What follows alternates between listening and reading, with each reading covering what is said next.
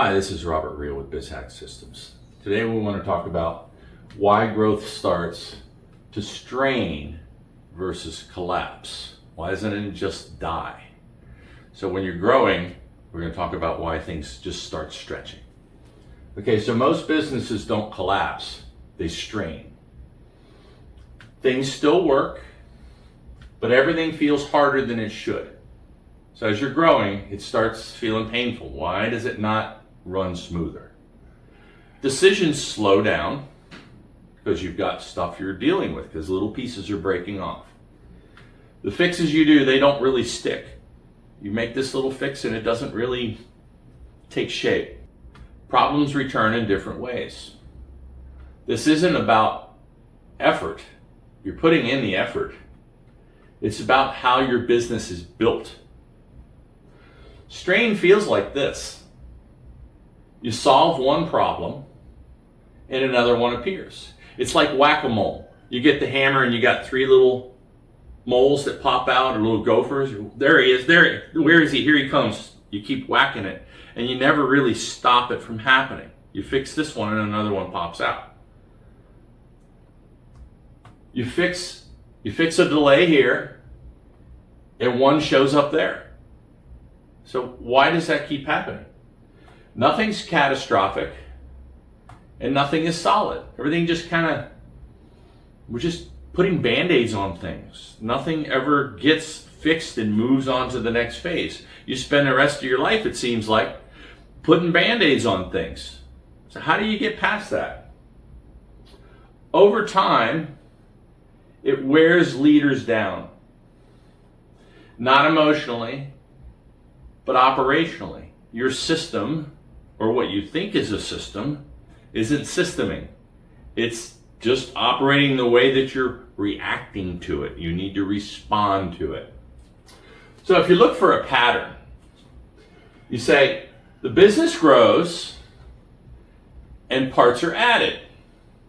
You get new tools, new people, new processes, and each of those works separately with no system. But you need to get them all working together. It requires manual coordination.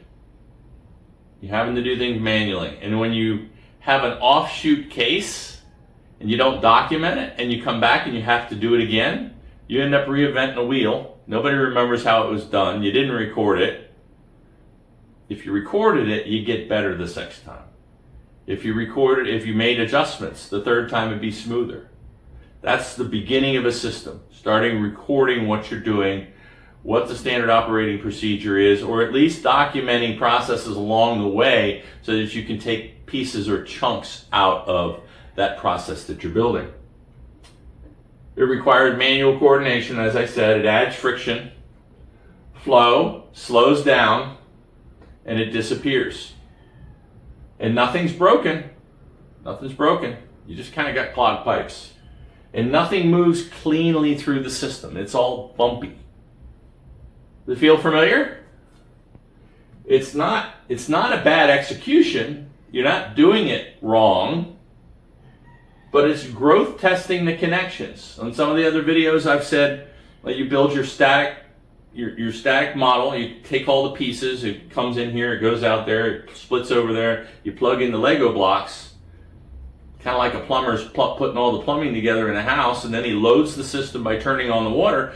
Now it adds pressure to the system. Something's going to leak. Guaranteed. It's never perfect 100 times. It's never perfect every time, 100% of the time. So you're going to have a leak somewhere.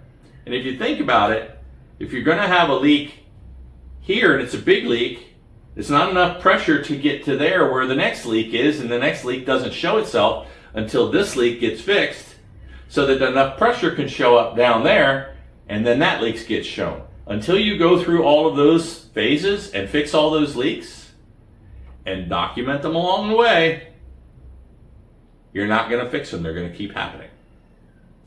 So in the next part, we're going to identify what's missing. And we've highlighted a couple pieces there. I dropped some nuggets, but now we're going to dig into it. And then why more effort doesn't help you. Thanks again for stopping by. Please hit the like button.